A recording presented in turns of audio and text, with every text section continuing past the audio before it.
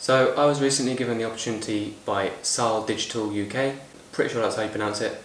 They have made a book for me before, which I'll link in the description. It's another video just like this one about their last book that they allowed me to make with them.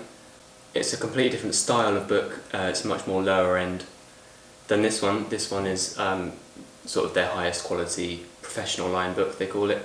And I'll get into it, but the quality does show, the difference really does show on this. Just to be clear, they paid for this book to be made, but they haven't asked me to say anything specific, so this review is completely subjective to my own opinion of the book.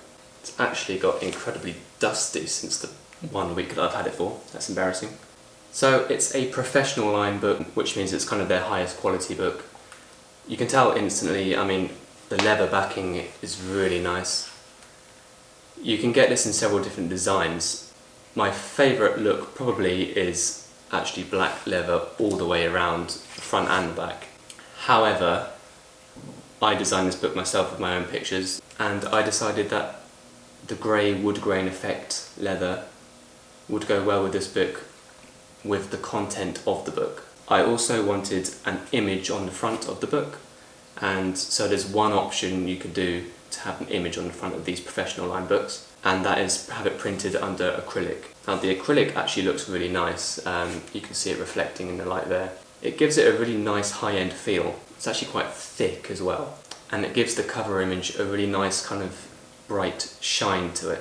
And I like the way the leather doesn't just finish on the edge of the book, on the spine of the book there, it actually curls around a little bit, about an inch into the picture, and gives it a kind of border, which I think is really nice. The one reservation I think I'd have about the acrylic is, although it looks really nice, acrylic is incredibly fragile. It scratches really easily, and in actual fact this particular book came with a couple of dents there on the edge. Now I'm not saying that's Saal Digital's fault, although that's how it arrived, but that's just the nature of acrylic. It's a very firm, hard plastic, so it's robust, it's not going to decay away or anything, but the edges are very fragile and are quite prone to splintering and cracking, which unfortunately is what's happened there. But that's a minor detail. It's bloody hot in here with these lights on. One thing I was quite impressed by was the turnaround time. This actually took a matter of days from me sending the order to it getting back to my house. And yes, it was actually during the whole COVID pandemic, so all things considered, getting this from my order to my house within just a few days I think was quite a feat. So well done to them for that. Obviously it was only one, but now I designed it myself with their software. I find their software actually really quite easy to use, which is always a good thing. Obviously you can also upload your own book from publisher or whatever other program you're using, but I prefer to kind of use theirs as it is already pretty simple and gives you all the measurements laid out already. And so I kind of took this opportunity to experiment a little bit with my current project, which is ongoing, which is about fallen trees. This video is not about that project, but that's what I made the book on, so obviously it deserves a little bit of explanation. And I decided to go with a kind of dark green background. I saw this once in an exhibition in London. I can't remember the photographer, but they used framed black and white pictures in a kind of grid, and they had a really kind of dark green painted background on the wall, and I thought that looked really nice, and that's where I got inspiration from. In hindsight, not sure I'd probably do that one again, but it doesn't look too bad. There is absolutely no issues with having colour and black and white on the same page. There's no bleeding on the edges, there's no colour casting over the black and white section of the page, so that's good. You can have colours and black and white on the same page and not have any issues. Speaking of which, the pages themselves are pretty thick. You often think that you've got two pages in one and you're trying to peel it apart, but it's just a really thick page. The paper I used was their most basic matte paper. I could have got better image quality, print quality, sorry, but there is nothing wrong at all with the print quality I've got from their basic matte paper. I think it's really good, it's really detailed. It looks better printed in this book than it does on my computer screen.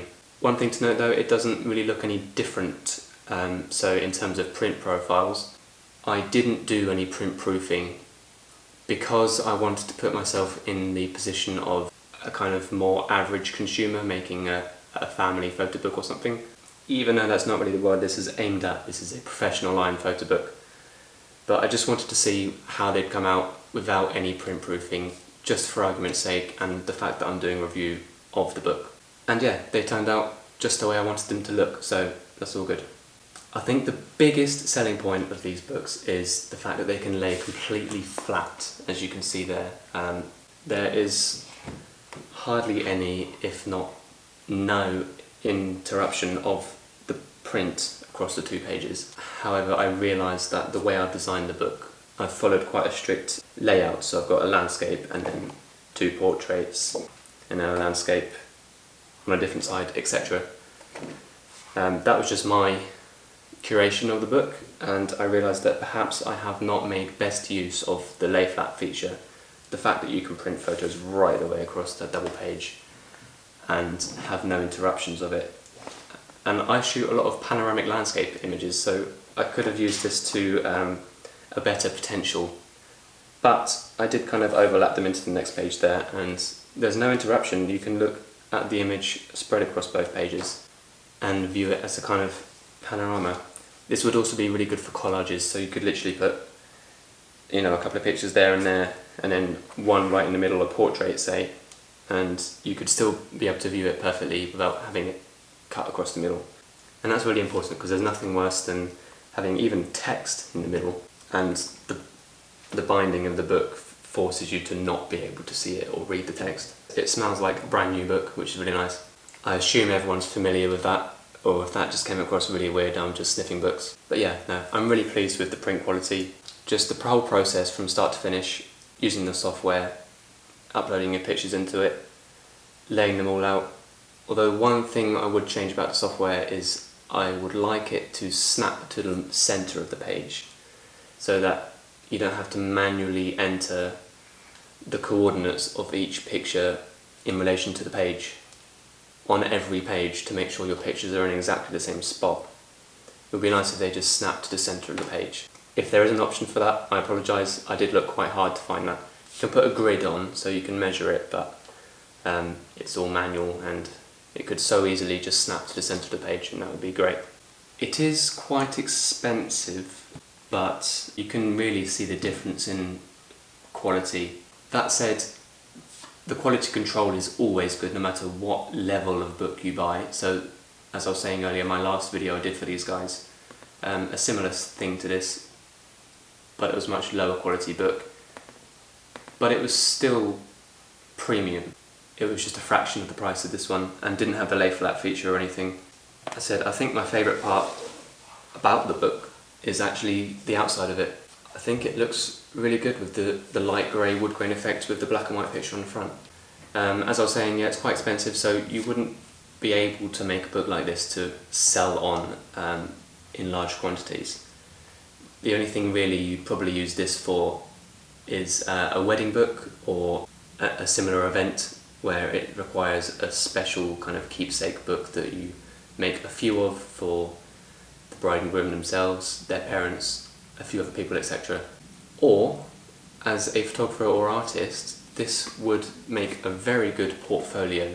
Instead of lugging around a massive print folder on the tube to London, you could just carry this and hand that to your client or employer, and they could just open it, flick through it.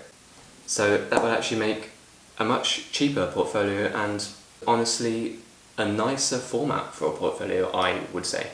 So all in all, it's a definite thumbs up for these guys. They were just as good this time as they were last time, except this book is much more fancy this time. So that does it for this review. If you'd like to check out the last one I did, which was a couple of years ago now actually, that's scary, I'll link that here and also in the video description. It's definitely worth a watch, so you can kind of compare the different levels of book quality. Now this is just a prototype for my project at the moment, and I'm hoping it will become a book that I can actually produce and sell on, but it won't be in this format. It is just too expensive to make it this way. However, I do have a few copies of my last book still on my website. I think I've literally got about 3 or 4 copies, and they won't be produced again after that, so if you're into books, it could find its way onto your bookshelf. If you want to have a look at that, it's on my website at joefrancisphotography.co.uk. Again, I'll link that in the description. As always, thanks for watching, and hopefully I'll see you next time.